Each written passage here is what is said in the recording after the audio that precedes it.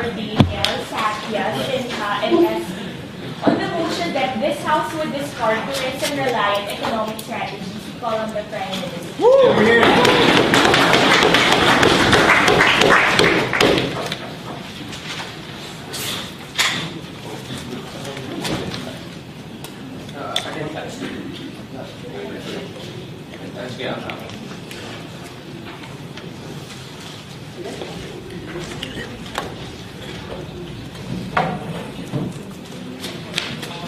Madam Chair, an effective economic or business policy is one that can weather a financial storm and sustain the needs of its domestic population at any given time. We think it is extremely dangerous that countries like Argentina and Maldives are dependent on ecotourism as of today, where during the global financial crisis, their economies experience massive losses when the primary service that they give to the world is nothing more than a luxury to the world, and no one wanted to buy because they were too busy worrying about feeding their family. Madam Chair, there are also degradations every year, even if you try to keep it up, trying to fix the situation, trying to fix whatever you degrade by putting up more hotels, more restaurants in those locations. Even natural and human degradation will occur no matter what, and even your investments in itself will also lose its value. So in the end, Madam Chair, we think it's no longer the best situation for these countries, and we'd rather that they now move away from it. Which is why Affirmative thinks that it's quite clear. We want to slowly transition away from these tourism-dependent business strategies. We're not saying we're going to drop it altogether and just one day pack up and leave those hotels in those areas. No, Madam Chair. Obviously, we're going to make sure it's a long-term process, but essentially we're going to move our capital away from tourism and these eco-dependent finances and make sure it's into something that it can be dependent by that of the rest of the nation. Which is why the arguments of Prime Minister will be quite clear and simple. The first idea stays standing. It's going to be on the level of dependability of these kinds of economic systems, and second, ecotourism, and how ecotourism directly leads to environmental degradation of cultural goods, Madam Chair, that we want to preserve. But before that, go. If Maldives had a comparative advantage in other industries, why didn't they already move towards those other industries? Madam, obviously, we recognize that all these ecotourism is obviously making them a lot of money now. We recognize, Madam Chair, that it's easy to sustain this now because they've already put in a lot of capital. What we're talking about is the long-term effect of this kind of dependency. We can't say that they're not earning anything right now. Obviously, they are. But the question is, how exactly can they and should they stay in this location or this kind of system?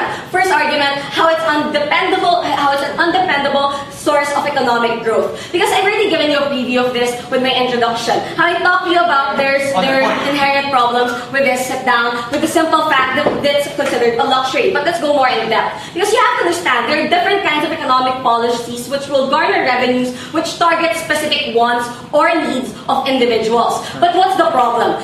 When we look at tourism, Madam Chair, specifically ecotourism, it targets the wants of individuals. It's not something that you inherently need, that you will not be able to survive without having a vacation in the end. In the end, Madam Chair, when we're talking about dependability to the market, you want to have something that you can use when the rest of the world is going down when it comes to their finances. That's why when the global financial crisis hit, Madam Chair, that was when your market needed to be most stable, needed to be able to raise the most amount of revenues so that you can pump it back into your economy and gain more revenues and sustain your entire country. Sit down. But what happens when it's a luxury, Madam Chair? When you're already having individuals focusing on getting food and getting other basic necessities, what happens? People don't travel. People don't think of going to the beach and relaxing, Madam Chair. They think about sustaining their family on the ground. And when that happens, your primary good that you expect to pump your state continuously will no longer serve that function. You can no longer sustain any other business form as well, Madam Chair, because your economy will be highly dependent on the revenue of something that will be eating up a lot of your finances to begin with.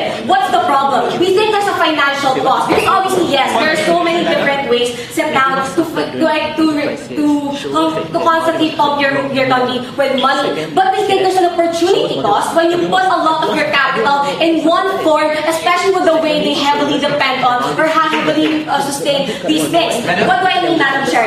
Even, Madam Chair, if you don't have anyone filling up your hotels, you will have to maintain it. You will always have to keep the electricity open. You will always have, Madam Chair, restaurants running even if people aren't there. You will to maintain your beaches even if people aren't going because you want them to go back even after the financial crisis. What does that mean? Not only does it not make any money, we are required to put in so much more money while you're not making money as well, Madam Chair. Meaning the flexibility of this market isn't present. It's even dependent with the rest of the world being able to provide you customers with free cash flowing for them to be able to spend within their money. It's highly dangerous to be that dependent on the international community to provide you a stable market all year round. We recognize, Madam Chair, that these revenues could be, the previous revenues garnered could be used to buffer dry seasons. But again, Madam Chair, we would rather not have those dry seasons, especially with the way the markets are working right now, how difficult it is to predict markets, and beyond that, we don't want money going back to maintenance for something we don't really even need. But before I second argument, go quickly. Madam, explain to me how Las Vegas is going to be better in your policy which discuss tourism reliance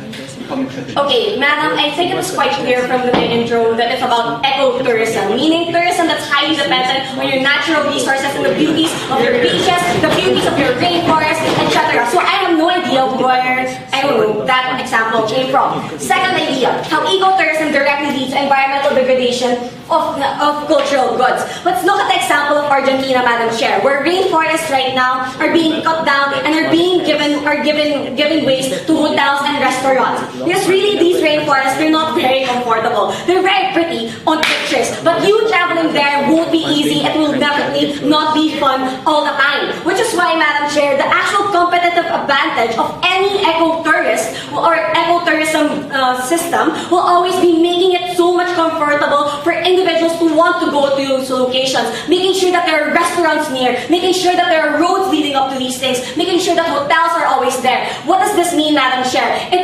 essentially forces a lot of human interaction with nature and with cultural goods that you want to preserve. Most of the time, Madam Chair, where do you make the most money? When you allow people entrance with the best and the most beautiful beaches that you have, that you want to preserve so that the rest of your community and the rest of your country can see it after this generation. But what's happening? You no longer have that. Because even if they say that this form of ecotourism is preserving it just simply by the fact that it exists, it's not the case. People don't realize how much they're losing in terms of the quality of these beaches as a whole because they are deluded with the fact that they exist. We think it's better, Madam Chair, that they're allowed an avenue to make sure that they don't have to touch these things as a whole. Because in itself, Madam Chair, these are cultural goods that is owned by that nation, that deserves to be owned by people, and will and should be seen by everyone within that nation. We think it's too dangerous, one, to depend on this economically, but beyond that, the state in itself has a responsibility to protect cultural goods that are so important to them, and we think right now they're losing sight of that. Thank you.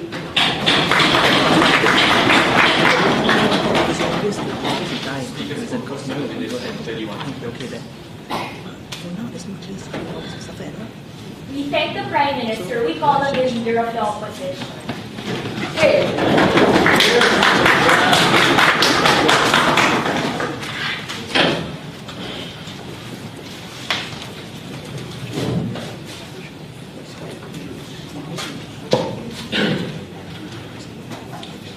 Ladies and gentlemen, the first thing the government needed to do when they're suggesting a move away from a particular kind of economic strategy is to provide us the alternative strategy. And I think that's something that she has completely failed in. So that's the first question I'm going to ask the Prime Minister. What's your alternative? And why would your alternative also not go through the same economic climate that you suggest tourism-related economic strategies will also go through? Maldives, ladies and gentlemen, gets about $400 billion every year alone from tourism. So that exactly shows that that's a big cash cow when you're talking about Maldives in particularly. The per capita income and the GDP of Maldives is much higher than perhaps many other Western countries like America or even Canada. So we think that the strategy employed by Maldives is essentially good and that should be sustained by them. Now the first thing that I want to talk about is channeling capital to other industries, because that's what she said. She said it'll be better off to channel that capital to other industries. What do you do with all that tourism infrastructure that you have already created and already maintained? What are you going to do about that? I think that's going to get wasted, and that's something you need to address by showing that there is something that's an alternative plan, what you're going to do with that. Second Secondly, the more important idea is that moving away also requires capital. Because when you're moving away from a particular strategy, you're introducing a new strategy. And introducing that new strategy requires what is known as, surprise, surprise, startup capital. And that startup capital also means creating a market. If you have to create a market, which means you have to ensure that resources are available in that nation to create that market. Move on. If you have the resources, secondly, what you have to ensure is that you have a skill, or in terms of manpower, to sustain that market. Because if these two things are something that Maldives does not have, what you're essentially going to create is what we call in economics terms structural unemployment, which means that there are people that are skilled, but the market is not there for their skills to be used. So secondly, and the final idea is recession. Because he said, look, Maldives is going to be affected by recession, and that recession is going to hit the economic tourism in Maldives. Firstly, I want to tell you is that economic recession hits everyone and every industry. Because if you, let's say, for example, had the alternative to start the blue chip market, the blue chip market also would get hit right in Maldives. Let's say you move to the service industry, then the service industry also would get hit in Maldives. So to suggest that only economic markets or tourism-related markets get hit by recession is not true. Secondly, we think when it came to the economic recession last year, or a couple of years back, what we saw was that tourism-related economies were able to sustain and weather out that storm. If you look at countries like Maldives and Singapore, and especially in those regions where the tourism did not really dwindle to a point where they suffocated that country, we have to say that that is something that actually did mean good for those countries. So yes, Maldives and Sentosa and Macau was visited by people, by tourists who were not affected by recession. Yes, they were visited by Chinese, they were visited by the Brazilians, they were visited by, and I particularly like that part, and they were visited by the Indians. So you see, these countries that were not affected by the global recession because of the drop in oil prices were actually were continuously being visited by those tourists. Yes, Sharina. Sir, our contention is that they weren't visited as much, but we understand that it's a matter of battle. I can't win in a POI. We think they should develop industries that are self-sustaining and have the demand. Okay, then answer this in your speech. What industry? Because if you can't do that, then you've lost this one. The last point I want to make is the stability of Maldives. Because if you're suggesting that Maldives is not stable, then you have to understand. I talked earlier about the $400 billion that they get from revenue every year. That $400 billion, they use as sovereign welfare funds. Those sovereign welfare funds help them to maintain stability at a time when they're not being able to make revenue out of those tourism-related activities. So there you go. The stability of Maldives is not a concern. What is our stance in this debate? Our stance is that we'll continue relying on tourism-generated capital. We'll continue funding and maintaining of tourism-friendly infrastructure, which means we'll continue providing them tax cuts and tax benefits. We'll provide them startup loans. If you think you have a good idea, we're going to give you money for it. We will continue the local attraction campaigns. Yes, we will up the campaigns of selling our nation and our particular country as a tourism hotspot. So yes, we think it's good for us to continue that, and I have a couple of arguments for that. I have actually 4 arguments for that. The best way to decide an economic strategy is based on these 4 arguments. So listen up carefully, everyone. The first thing is employment benefits. What do we mean by employment benefits? It means creating jobs. Whether it's casinos, whether it's resorts, whether it's spas, whether it's even brothels, if I may have to. What you essentially do is that you create a job industry for people to fill up. When you create that job industry for people to fill up, not only are you creating a job vacancy in that specific industry, you're also going to create spin-off industries that will come up to cater to the cash cow. So what essentially does that mean? So if it means like you're going to have to run public toilets, then that's an employment benefit in itself. And there are a lot of people who can use that to sustain. And yes, we think that's important for us to consider when we are looking at the future of our nation. The second thing is the non-volatility. So you don't want operations like bubble tea that happened in Singapore, where it started and then it closed. We don't want that. We think it's important to be volatile. That means you will not get hit by recession like the blue chip industry or the electronic industry. And we think like tourism-related stuff, which I spoke about in my rebuttals, sit down, dude. Which I spoke about earlier, don't get hit by recession, because those people who are not affected by recession will now move and flood into these tourism hotspots. Like Macau, like Maldives, like the Hawaii Islands. So it's non-volatile, and that's something that you must consider. And yes, we think it's a good idea to consider. The third thing is what Ashok talked about in his POI, the comparative advantage. The fact that you can hedge your economy over that. The fact that you get leverage because of the fact, because that is something that you can actually milk to get revenue from. Second, and in that same part is that the location is also exclusive and that there are no particular competitors on the sidelines, which means that you are essentially going to be able to secure economic benefits and you're going to secure economic returns. And that's something you have to really take into consideration. Finally is this idea of the opportunity of growth. Yes, we think that tourism-related economies have the opportunity of growth because A, they are not only creative, they're also able to innovate themselves. So when the competition becomes a little bit of when the balance is created in the competition, we think they innovate themselves to change, to provide better services and exclusive services to attract people. These are some things that are only available as exclusive to economies that rely on tourism. And that is why we think tourism-related economic strategies are extremely helpful and should be sustained by the government. We're very, very proud to oppose.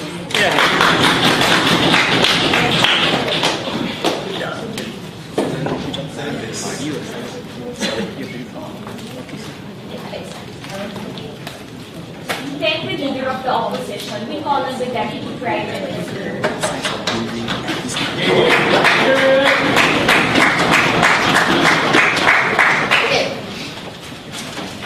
Here.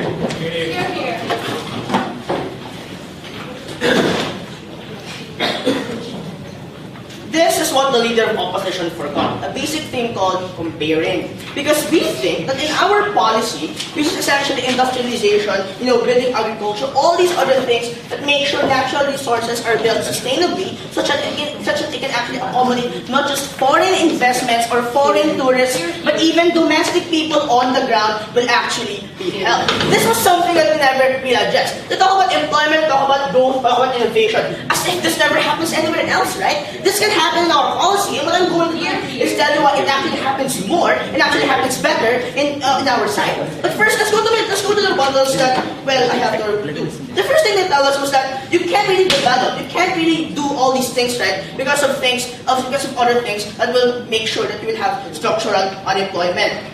Now, this is why he tells us that we have to provide creative solutions to each and every country and guarantee that they will actually be, sustainable at the end of the day. Firstly, it's an unfair burden because we can't really provide a new solution to each and every one of these things. But what I can provide to you is a simple solution and a simple map to development. And that is the clash that the policy that we've already given you at the end of the day. But second, if their concern is how is these people aren't trained as yet, that's why it's going to be long term. We're going to have tiny baby steps to actually be there, to actually make sure that in the future we're going to be sustainable and we actually won't ecotourism as much. This is the second thing he said, that everyone is hit with a recession. And then something that they contradicted by saying that tourism is not affected at all. Wow, so consistent. The first thing I'm going to say is simple. Yes, everyone gets hit by the recession. In fact, Las Vegas wasn't as visited as much in the recession. But this is the point here. The first premise is this. When all and everything else falls, the first thing that falls, the things that you don't need, the things that are not expensive. These are your wants, your luxuries, which includes being able to go to a vacation. But the second thing I'm going to say is simple. The ecotourism industry gets hit even harder than most touristic industries.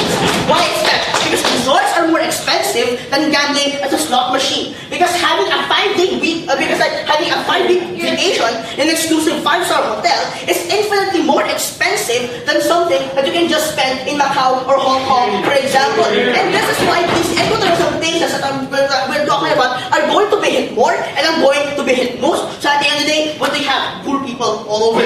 Now, that's why it's also not true, by the way, that the state gets profits of $400 billion anyway. Because one, that's the best case scenario, which rarely happens. But secondly, that money doesn't go, by the way, to the state. So, for example, the Venetian has a deal, for example, where they're not supposed to pay taxes, right? And this is something that happens in each and every country. Some people actually get deals that allow them to not pay taxes and therefore not give the state anything. Which is why the profits at the end of the day do not go to the state, but actually go to the hotels, to the resorts, to the private entities that we are actually talking about. But what's the third thing they said? But we're going to have, growth, innovation, development, all these things. First thing I want to say is simple. That's not mutually exclusive. What the second thing I'm going to say is simple. The tourism industry can accommodate so much. You can just have so many beaches on a single land. At some point, you're going to be saturated, which means that you reach a threshold. You can't develop any further. You can't grow any further. What happens then? You don't achieve development. You don't achieve innovation. But when this all happens, you actually achieve a domino effect. Because when the ecotourism industry actually crumbles, because you focus everything else on this ecotourism, everything crumbles. The hospitals, the schools, everything else, because people have been so dependent on it that when their income does not come back in, they can't actually pay for even the most basic bills anyway. What was the last thing they said? That we're going to have employment benefits. Well, jobs. But the first thing I'm going to say is simple. That's not mutually exclusive, right? You can have more jobs, in fact, at the cotton factory, for example, rather than at a resort that has 5 hectares but yet only needs, for example, 20 employees and whatnot, compared to a factory that can employ thousands upon thousands. But the second thing we're going to say, and this is where my argument comes in, is actually we actually provide more long-term, high-quality, sustainable employment. But before I proceed, at this point, there are no signs of this tourism industry shrinking. Why is it that we have to give up this golden opportunity to milk as much as possible from this lucrative cash? Sorry, wait a minute. Can you actually repeat that? Oh, thank you. Okay. Yeah, at this point, there are no signs of this tourism industry shrinking. So our question is, why is it that we want to give up this golden opportunity to milk as much as possible from this? Look, the first thing we're going to say is that even if these ecotourism industries are actually doing well right now, which we doubt, the thing is, when the worst case scenario hits, you can't actually guarantee that these ecotourism sites will be sustainable at the end of the day. So what we're going to say here, that we actually need a more sustainable option, right? And this is where my argument comes in. I'm going to tell you how by discarding tourism reliant strategies, we're going to give long-term employment, and I'm going to do this by comparing and weighing, which they apparently can do. Look, firstly, we think that more than its price elasticity, the tourism industry does not provide long-term and high-quality employment for 2 reasons. Firstly, we have limited national resources. So the threshold is actually pretty low. You can only build so many resorts and therefore hire so many employees. But moreover, when you focus on ecotourism too much, you have high levels of competition that eventually lead to market saturation. So at the worst level, businesses die out and employees get unemployed. But the second level is simple. We think that a focus on ecotourism reduces social mobility because the very nature of these tourism-related jobs focus exclusively on one skill. So yeah, you can find a single job, which means that if you're a tour guide, you don't actually have a lot of steps to actually go and be someone further. Or if you're a resort cook, sometimes you have no choice but to stay there for the rest of your life because the world around you does not provide you with a lot of other options. In principle, no state should allow this because no citizen should be locked out of a particular skill. But pragmatically, it's not very strategic because on the ground, it doesn't offer not much development. So how does our policy work then? When you develop national resources, when you diversify and apply foreign investors to other means such as manufacturing and agriculture, one, you diversify your jobs. Some people can be farmers, some people can work in the corporate world, some people can manufacture, and all of them will have the chance to actually promote, to be CEOs, and to actually bring much more money, and to actually, be richer at the end of the day. So they're not just reliant on a single thing that is very unpredictable anyway. But the second thing is simple. We think that when you offer these jobs that offer progress, you actually make earnings you earn more domestic, right? So structurally, we think that our policy actually offers a faster and more organic development on the state and ground level. Because you give these people employment that is high quality, that is long term, and offers them the choice and the chance to actually be something more than tour guides and resort cooks. You offer them the chance to be something more, you offer them the chance to build on their capacity and their potential. And for all these reasons, madam, activate this.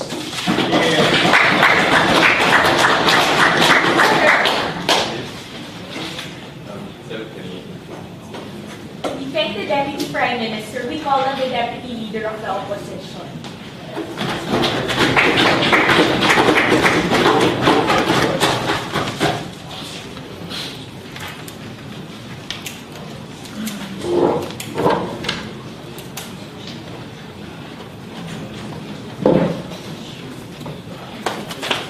We've changed the order.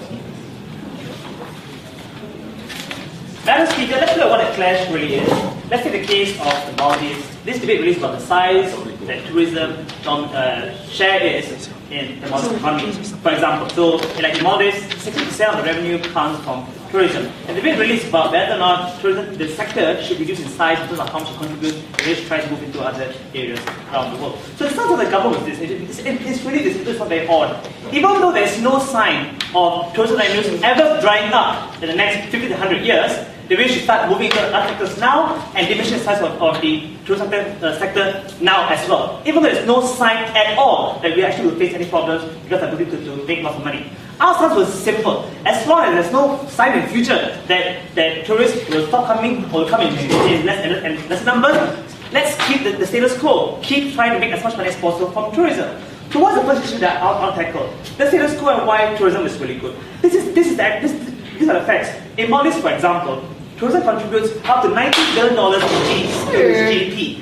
Its population is just 2 million per capita. Each person earns on average $65,000, more than even the average American. That's just one fact that's common because of most other countries around the world. That means Maldives is doing really well. It's really popular in the average American in a country with lots of other industries. What were the problems with tourism? They say firstly, volatility happens. Sometimes there are downturns and upturns. It doesn't prove that you get better stability with other industries. But more importantly, we told you in Ajit's speech that the Maldives, for example, like just like other countries, often draws on tourists of a wide variety of nations. And thus, even when there's a downturn in one part of the world, Maldives still gets tourists from other parts of the world. They don't dealt with it at all in the second speaker's speech. Shimon, I hope you will do it later in your speech. Then they say, no, but the problem is that ecotourism is expensive. So when there's a downturn, the downturn is particularly harsh because tourists stop coming because it's very expensive as a whole. That doesn't make sense because what most tourism operators do is that they charge less than, it's called discounting. It's a standard marketing strategy for all through around the world, trying to respect. In fact, you know what? It's done in virtually every other industry around the world. Whenever there's a downturn, law firms charge less, accounting firms charge less, right? Anyone charges less when there's a downturn. So that's why we think the fact that it's expensive doesn't mean that they suffer more so than other industries around the world when there's a downturn. But then they argue that, well, there's only so much you can go because they're making money because there's constraint on the size of the land and how much you build on it. Well, we say that what happens generally is that as other people around the world earn more money, then usually the prices of things in Maldives goes up as well. They charge for it because tourists will pay for it. Why that so? The demand for tourism is inelastic. Generally, if I go to a nice beach, right, and have a great time, the best time in the world, then you go to the Maldives, right? And no matter how much they charge me, as long as it's intended with the rise in my wages, people will still come anyway. They have to prove that the demand is very price elastic and it will respond pointedly when it comes to price, and they didn't do so at all. But secondly, we will say that most tourism operators often always innovate as well to ensure that they keep more people. What they do, they build more attractions, they build rides, they have very cool massages that are not found anywhere else around the world. So through innovation, they can always keep making more money as other people around the world make more money as well. That's what they can charge. But as we were telling, it's a public good idea to keep focusing on tourism because in these countries, they've got a very strong comparative advantage that no one else has. Because why? They've got natural resources, they've got like a beautiful coastline, they've got excellent diving spots. No other place in that region has that particular beautiful assets. Like Hawaii, for example, has got a great coastline, it's got great waters. No other American state in the region has those things. And that's why it's got a monopoly over tourism. People will always come to Hawaii because they want a good holiday if they live around the region. That's why we say it makes sense to stick to the status quo. Now you must understand why the alternatives are far worse, firstly economically, and also with regards to the environment. Let's go to the substantive. What the alternatives are far worse. We will tell you that it's much harder to bank onto on a strategy of diversification.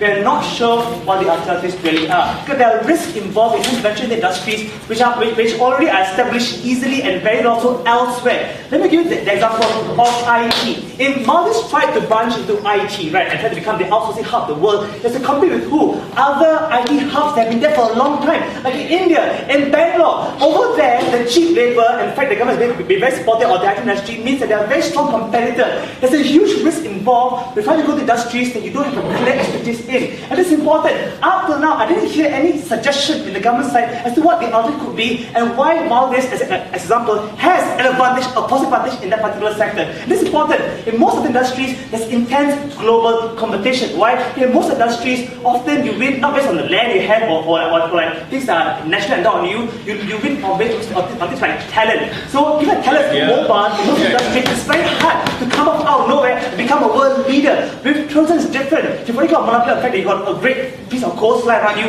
you have great mountains, and no one else can ever get that, no matter how hard. Like I can create a mountain out of nowhere, right? like great skiing. Yes, man. Sir, eventually your mountain isn't going to be so pretty, and people will decide going to mountains isn't worth it anymore because you know the sea level is too high and they'd rather go to another beach elsewhere. Wow. They actually brought that up. If there's a real prospect that the Maldives will drown, I doubt that the solution is to go into IT.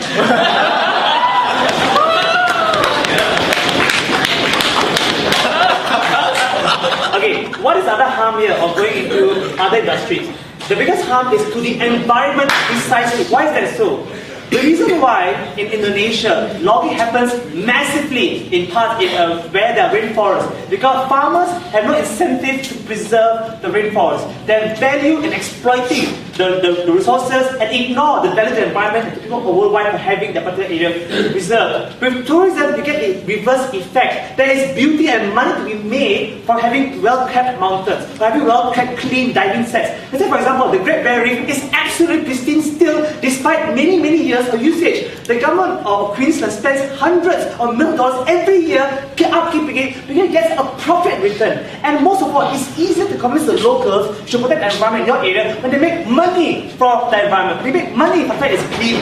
But the reverse happens under your policy. The more you have industrialization happening, what you do is see a result in you see a reverse in incentives. The government trying to push for preservation, but the people fighting it because they don't see any sense. They give it they argue all they're interested in is money, all they're interested in is bread butter, and thus if they're not convinced of the economic value in preserving the environment, more often you see degradation happening. That's why it's worse so with your policy as with ours, where we bang on the fact that the people of the environment, they make money from it, bring it back to a close.